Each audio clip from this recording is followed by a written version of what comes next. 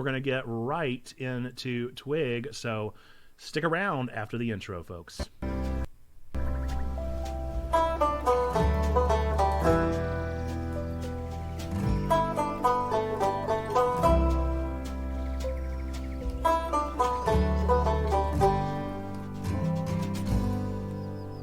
What is up, everybody? Yes, please do say hi to YouTube. Welcome to TWIG, your weekly geekly news show here.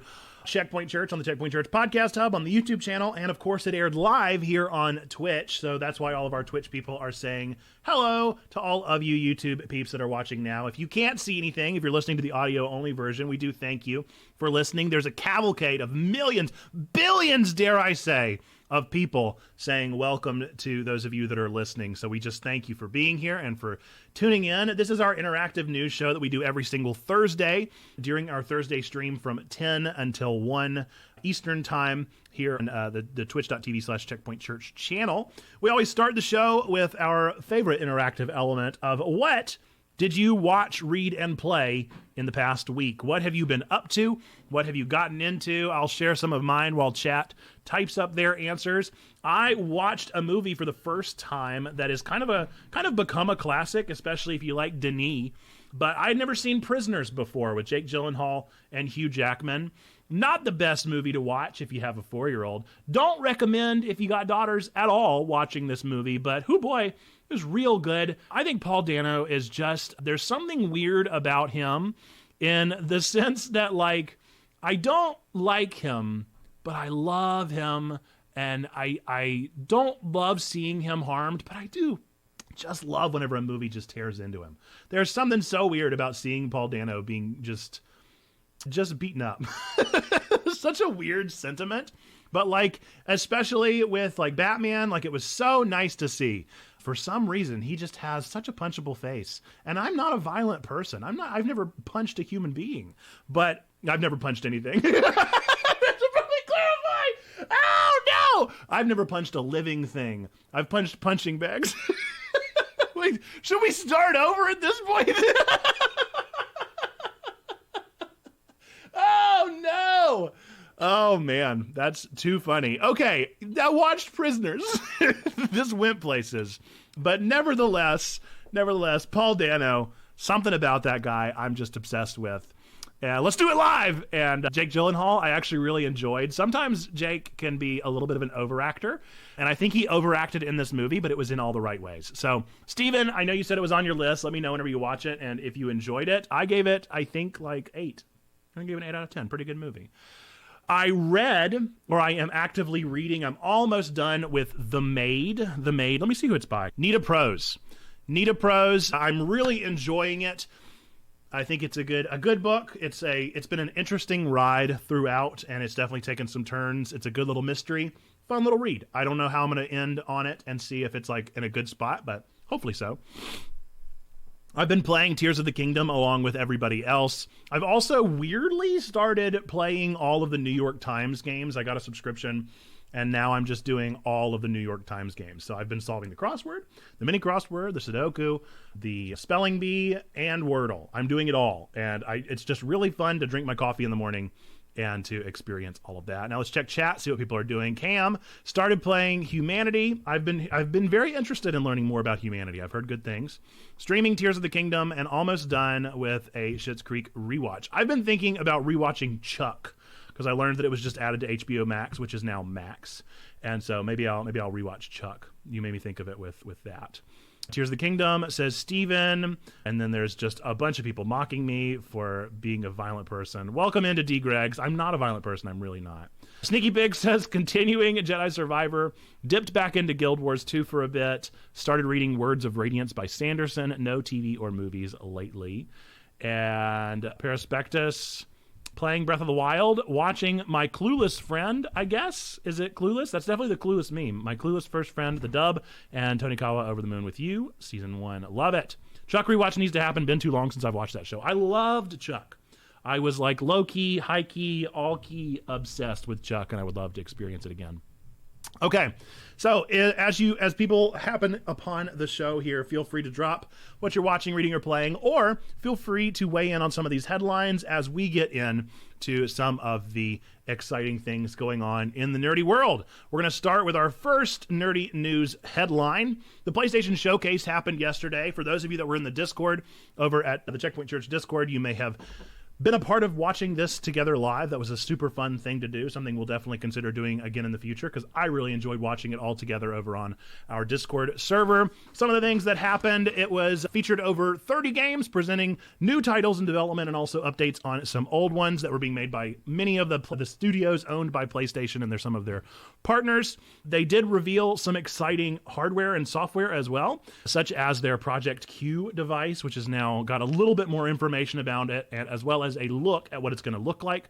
Basically, this is going to be PlayStation's next attempt at handhelds, although I feel guilty even calling it that, because I don't think that local play or play that's coming directly from your PS5 should be considered as a like handheld device. I just don't agree with that as a sentiment. It would be like calling the gamepad of the Wii U its own device. It's a part of the Wii U. So I see the Project Q device as a part of the PlayStation 5, not its own device. I have trouble connecting the two, because you're going to be streaming over Wi-Fi via your PS5, not like a Game Pass machine that might be able to play your games over the cloud. They also did announce their first official wireless earbuds with lossless audio. They look real lame and cheesy. I probably will not be investing. The exciting announcement that people were looking forward to was the new Metal Gear Solid remake of Metal Gear Solid 3 Snake Eater, which I'm learning, according to an article that I found, that it is going to be referred to as Metal Gear Solid Delta. That's what the triangle was. So we'll see if that catches and continues to be a thing, but that was an interesting thing that I don't think anybody was expecting. Bungie also announced a completely new project called Marathon, which is going to be a PvP extraction shooter with a weird kind of like sci-fi theme. Everybody kind of agreed that we really liked the trailer more than we liked the gameplay. And we would love to just see them make more trailers for this game, whether or not the game actually comes out. Bungie also revealed a showcase for their next expansion of Destiny 2 called The Final Shape, as well as a return of a pretty big, I'm not a Destiny fan, so I don't know, but I think it's Cade. I think that's his name. I'm not sure, but I think Cade, who was just absolutely wrecked the fans of Destiny 2 because he died, I think. Again, not a Destiny fan. This is total hearsay. Let me know. Correct me in the chat if I'm wrong. But I think he died canonically in the game. And now, all of a sudden, this DLC featured him. So people are like, oh my gosh, is it a flashback? Is he back? What's happening? So I don't know what that's going to look like, but they have a whole showcase that has currently, I think the date is unannounced, but we'll learn more about that. We also got another trailer of Street Fighter 6, which I know Xando is extremely excited for. Then we just got a bunch of games announced. I can put the whole show notes of all the various things that were announced for both PS5 and PS5 VR 2. And then, of course, they did, talk about some indie games, which, you know, that's my bread and butter. That's where my heart is. Some of the ones that were most exciting for me was that there was one announced in relation to Journey, and then there was also one announced in relation to Night in the Woods, and then there was one announced in relation to Agree. So there were three games that were connected to games that I absolutely love, that I cannot wait to see more of. I think that was Sword of the Sea was maybe the one that was being produced by the Abzu and Journey people. Neva was one produced by Gree, and then Revenant Hill looks like to be another game produced by the Night in the Woods folks. And so I'm super excited about all of those games. Let me know if any of those sound interesting to you, or what your highlights might have been from the showcase, what you might have enjoyed that was featured there. I'd love to hear your thoughts. Cam thinks that the gamepad for Wii U is a great connection point. That's something that kind of makes sense there. That's definitely something that I thought of whenever I saw it. I think that's what it feels like. I'm not excited for this extension piece of the PS5. I think I would be excited of it if it was my home console. Like, the PS5 that we have is checkpoints, and so it's at the office. And so I think I might enjoy it more if I was able to play PS5 games from my bed if PS5 was my home console. But because it's not, I have no attachment to it. And I play a lot of games in bed, and so I love Game Pass, and I love cloud-based technology. But I don't understand. I don't really understand what we're doing there. Sneaky enjoyed the Spider-Man 2 gameplay. Yeah, we did get a 15-minute look at Spider-Man 2. Very exciting. A lot of looks at Kraven the Hunter, as well as what the symbiote is going to look like in this premiere. So very excited. Can't imagine the price point for the handheld being worth it. Yeah, if it's like $200, maybe. But even that feels a little bit pricey. Okay, on to our next headline and our trending thing that is going on. EA Sports College Football is returning, and they're going to be paying college football players this time. So EA, also known as Electronic Arts, has confirmed it will pay college football players whose names and likenesses are featured in its upcoming EA Sports College Football game. Players from the Football Bowl subdivision or the FBS can opt to be included in the game and will receive compensation. However, specific details are still being worked out. Historically, this game, which hasn't come out since 2013, did not pay for the athletes that they represented via their name, their image, or their likeness. And in 2019, there was a law passed in California and also some NCAA policies that have changed that now allow for that compensation to be made. And so they are working with a marketing and sponsorship firm called One Team Partners to work on these contracts and how to include these names and likenesses in this entry. I personally do not care, but I would love to hear your thoughts in the comments. If you are a sports gamer, let me know your thoughts. Weigh in deeper on if this is something that really excites you. I almost wish I had a best friend who is still a great friend to me that was just, we were, you know, thick as thieves back in our high school days. And I think he would be somebody that was very excited about this. And I should have thought of getting his quick take on what this might have been. But this will come out in summer of 2024 and should be an exciting thing. I think the connection of bringing in real names and compensating them well is a good thing. It is a objective good that we are able to adequately compensate. So we love to hear it. Sneaky says EA's NCAA football game, one of the best. So hopefully this will turn out to be a good thing. At the very least, even if the game totally bombs, it won't. It will not bomb. Even if this game were to totally bomb, then I'm glad to know that players are being compensated fairly for the work that they are contributing. Not that football players are exactly hurting, but it still is a good precedent to set for adequate payment, especially as this will hopefully bleed over into the rest of video game culture and making sure that voice actors, contributors to games, writers to games, all of those folks are also adequately compensated. With that, we're going to move into our next story. Breath of the Wild model is not going anywhere soon.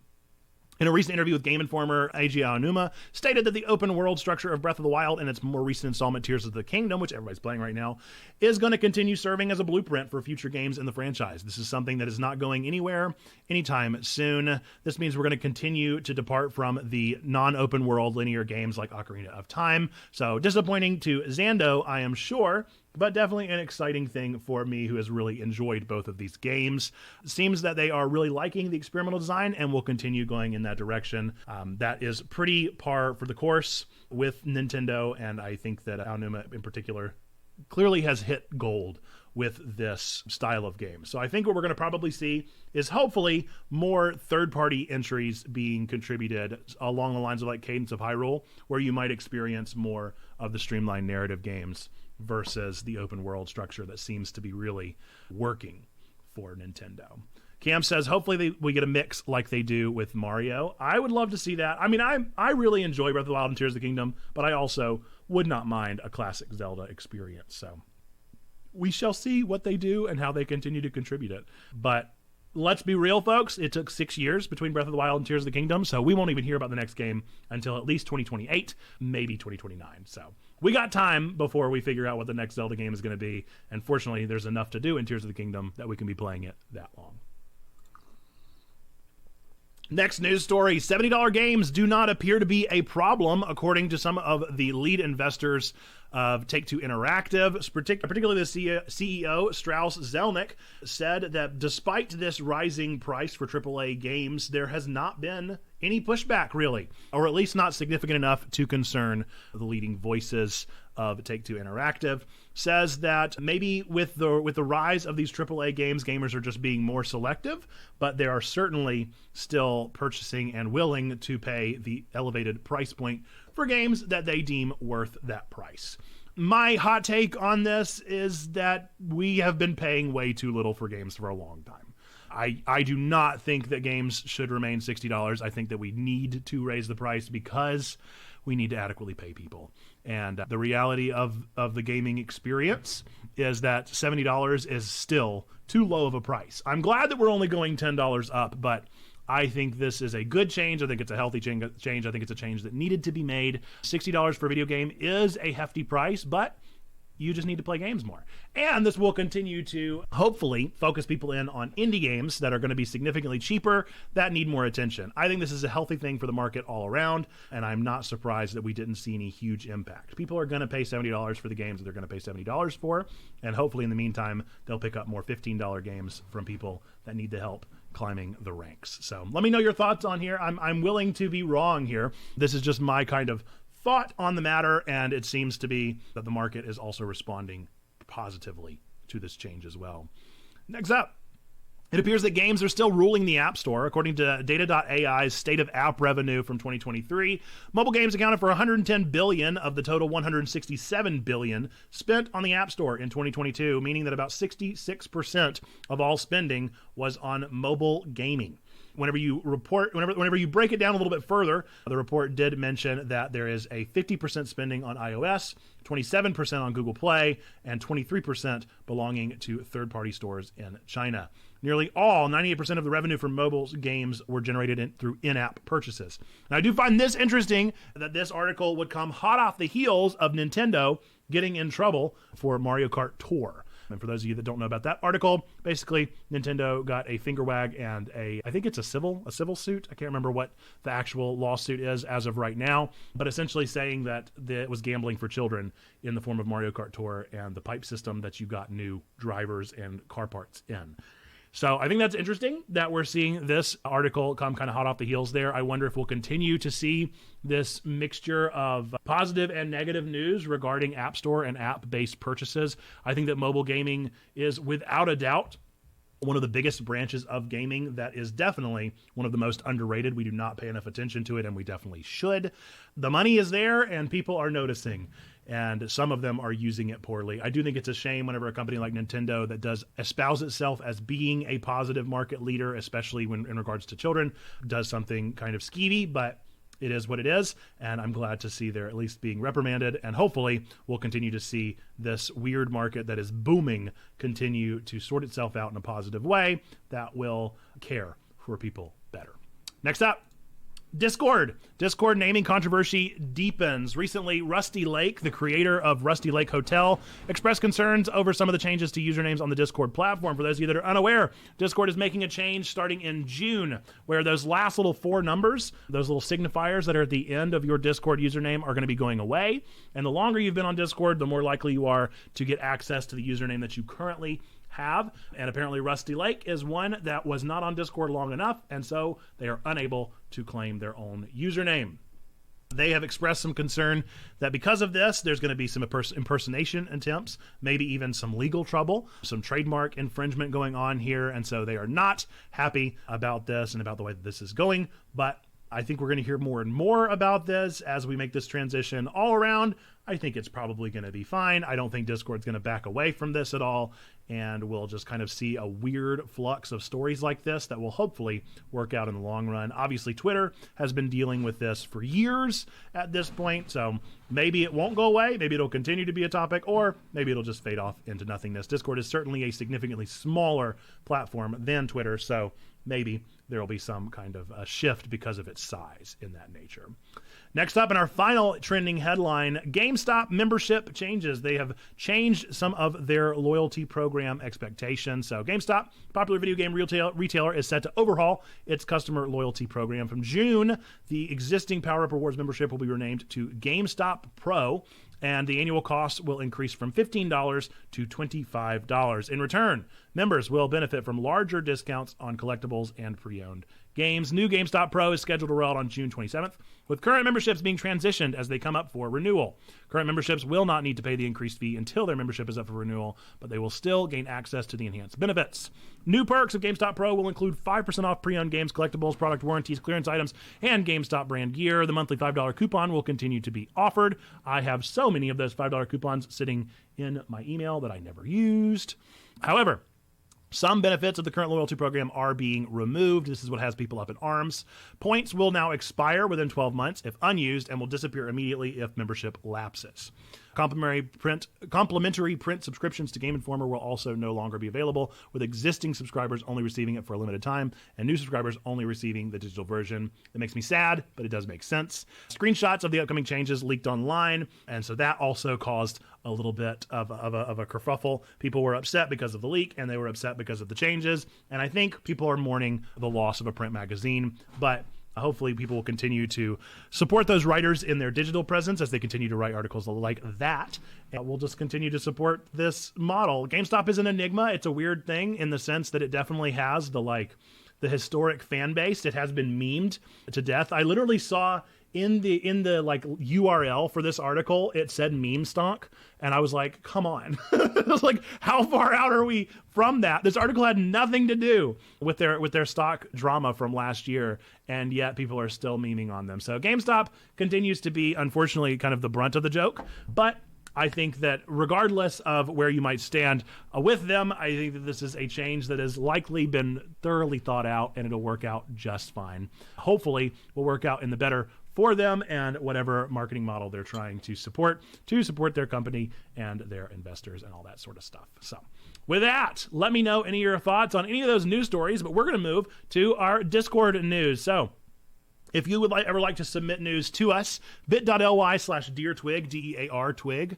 you can reach out and submit news via that format, or just use our Discord server, !Discord at any time in the chat whenever we're on Twitch, and you can access that Discord server, join in that space, hang out with us, get to know us, and also put a lot of news out there, and I will pick it up and put it into the show.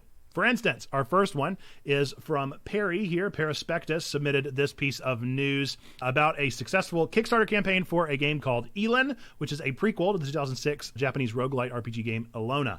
It was created by Noah and will hopefully fulfill some of the fans' expectations, the longtime fans of this game, to bring in some elements of Minecraft and Valheim into the gaming experience.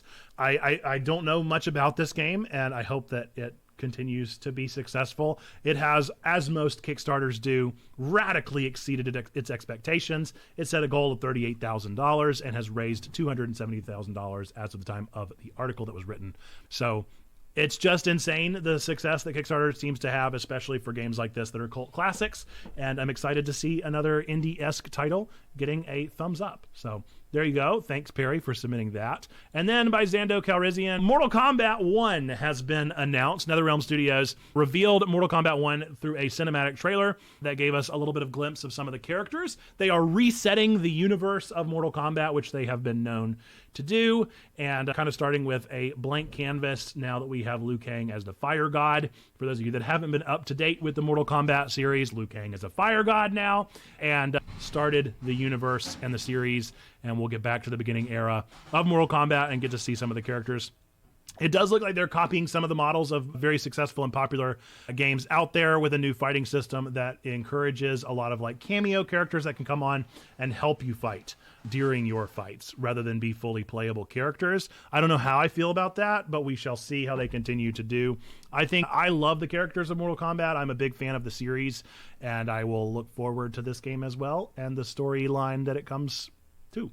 I always enjoy the story mode of Mortal Kombat more than I enjoy the multiplayer, if we're being totally honest. So here for it, excited about it. Let me know your thoughts about Mortal Kombat or about Elin or about any of those things. And also, remember, you can submit news at any time to bit.ly/DearTwig or just by using our Discord server. With that, we're going to move on to everybody's favorite part of the show.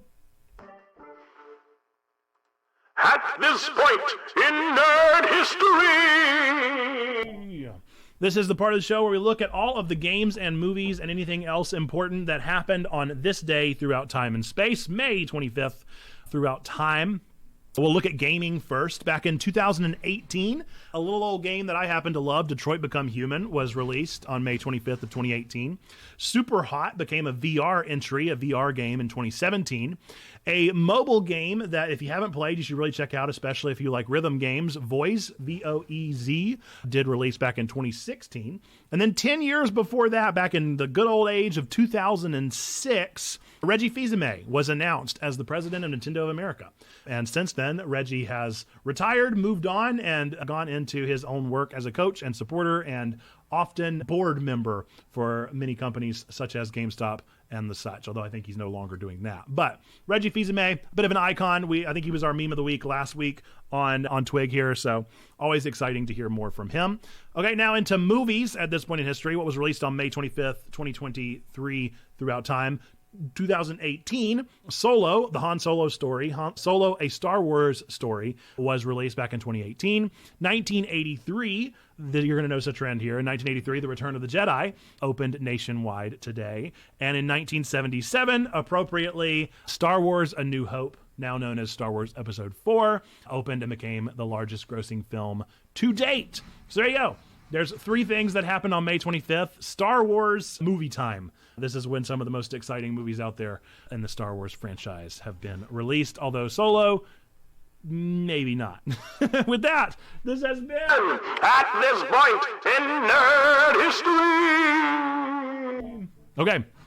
We're going to move on to our next segment of the show. Upcoming releases is we're going to look at all the things that are coming out in the next week throughout various veins. As always, we have way too many games coming out in the next week, so we're going to start with movies and TV and then get into games. All the movies are being released tomorrow. So About My Father is being released tomorrow, a Robert De Niro flick. Also tomorrow is The Little Mermaid. For those of you that are excited about the live action remake there, I did hear the leak of one song that Lynn wrote that sounds very Lynn, and I don't know how I feel about it. I'm sure I'm going to see it a bunch because my daughter loves Ariel, and we're going to experience that movie, and we'll just see how it is. So far, the live action remakes have been okay with a capital O. So we'll see how they continue to go. And then, of course, the final movie being released tomorrow is Burt Kreischer's The Machine, which is a sort of true story that got him mostly famous. And we'll see how that goes. I'm sure it'll be just fine.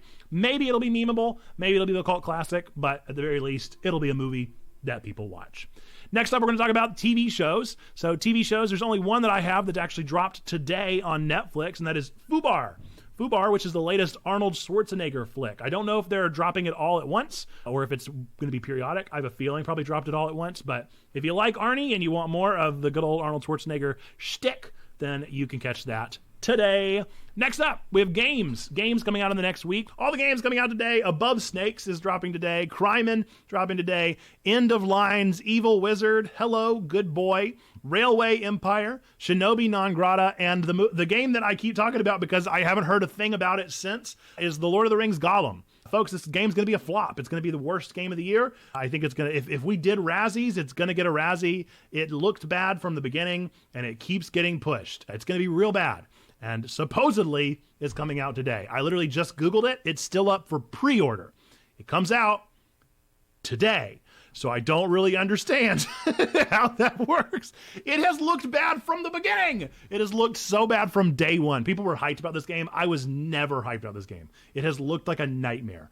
I would never want to play as Gollum. Anyway, we'll see how that continues to go. I can't believe that I had to Google to find out if it came out today. This is the Lord of the Rings. This is one of the biggest franchises of all time, and I had to Google if the game came out today. That's not how it should be. Anyway, we'll see how that continues to pan out. Coming out tomorrow, Fitness Circuit, for those of you that are a fan of fitness games, looks like it's coming out tomorrow.